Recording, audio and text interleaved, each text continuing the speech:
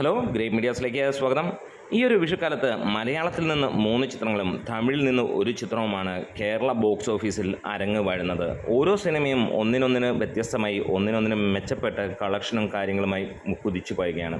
വിഷു കഴിഞ്ഞ ദിവസം വരെയുള്ള കളക്ഷൻ റിപ്പോർട്ടുകളിലേക്ക് കടന്നു വരാം. അതിനു മുമ്പ് ചാനൽ ആദ്യമായിട്ടാണ് കാണുന്നതെങ്കിൽ ഇതുവരെ സബ്സ്ക്രൈബ് ചെയ്തിട്ടില്ലെങ്കിൽ സബ്സ്ക്രിപ്ഷൻ ഒന്ന് പരിഗണിക്കണമെന്ന് വിനീതമായി അഭ്യർത്ഥിക്കുന്നു. അപ്പം നിങ്ങളുടെ കട്ട സപ്പോർട്ട് ഉണ്ടെങ്കിൽ എത്രയും പെട്ടെന്ന് നമ്മൾ 70,000 സബ്സ്ക്രൈബേഴ്സിലേക്ക് എത്തുന്നതുമായിരിക്കും. നമുക്ക് സിനിമയുടെ ഡീറ്റെയിൽഡ് കളക്ഷനിലേക്ക് വരാം.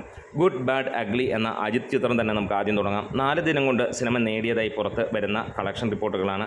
മലേഷ്യയിൽ നിന്ന് $1.55 മില്യൺ സിനിമ നേടി. മിഡിൽ ഈസ്റ്റിൽ നിന്ന് സിനിമ നേടിയത് $1.22 മില്യൺ.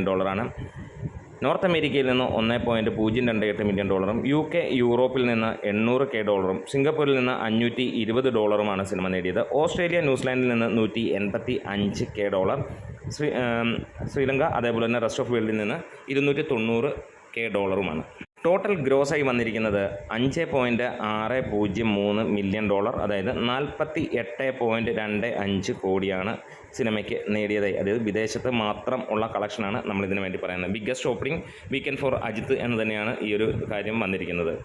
തമിഴ്നാട്ടിൽ നിന്ന് മാത്രമേ 4 ദിനം കൊണ്ട് സിനിമ 86 കോടിയോളം എത്തി എന്നുള്ള വാർത്തകളാണ് വരുന്നത്. ക്രോസ്റ്റ് വിടാമുയർച്ചി ഫൈനൽ ഇൻ 4 days എന്നാണ് വന്നിരിക്കുന്നത്. അതായത് 2025 ഫസ്റ്റ് 100 കോടി ഗ്രോസർ തമിഴ്നാട്ടിലേക്ക് വരുന്നു. കഴിഞ്ഞ വർഷം എങ്ങനെയായിരുന്നു? അതിനേക്കാളും ഒക്കെ മികച്ച ഒരു വർഷമായി വരുന്നു തമിഴ്നാടിന് ഈ ഒരു വർഷമെന്ന് പറയാം.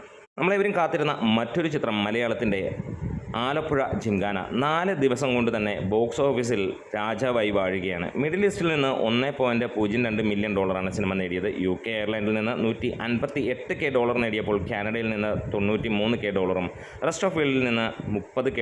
അങ്ങനെ $1.301 മില്യൺ, 11.20 കോടിയാണ് എന്നുള്ളത്. ഇത് 4 ദിവസത്തെ കണക്കാണ്. സിനിമ ഇന്ന് 6ാം ദിവസമാണ്.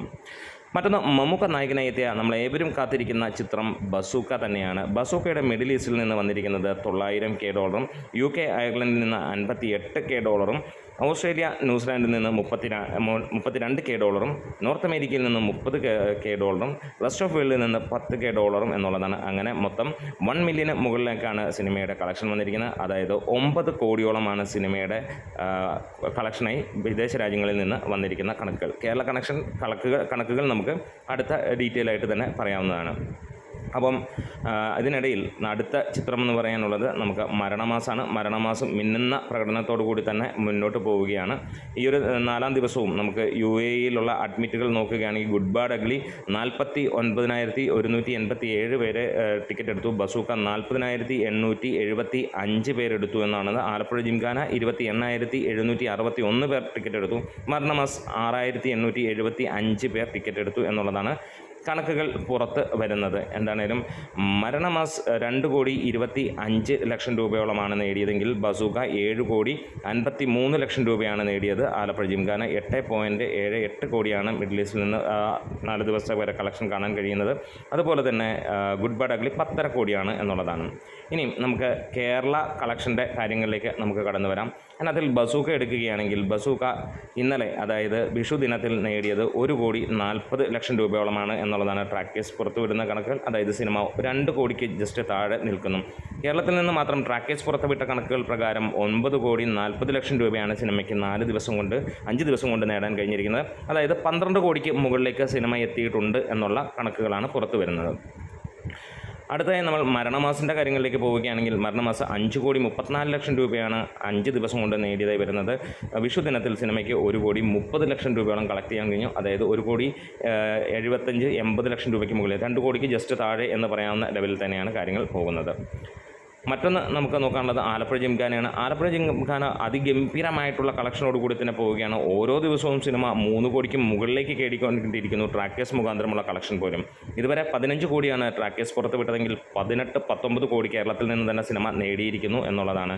അതായത് വെള്ളുവിടായിട്ട് സിനിമ 30 കോടി കഴിഞ്ഞിരിക്കുന്നു എന്നുള്ള വാർത്തകളും. ഇനി എമ്പുരാൻ്റെ കാര്യങ്ങളിലേക്ക് കിടക്കുകയാണെങ്കിൽ എമ്പുരാനും മികച്ച രീതിയിലുള്ള കളക്ഷനുമായി തന്നെ കുതിച്ചു പായുന്ന കാഴ്ച കാണാൻ കഴിയുന്നു.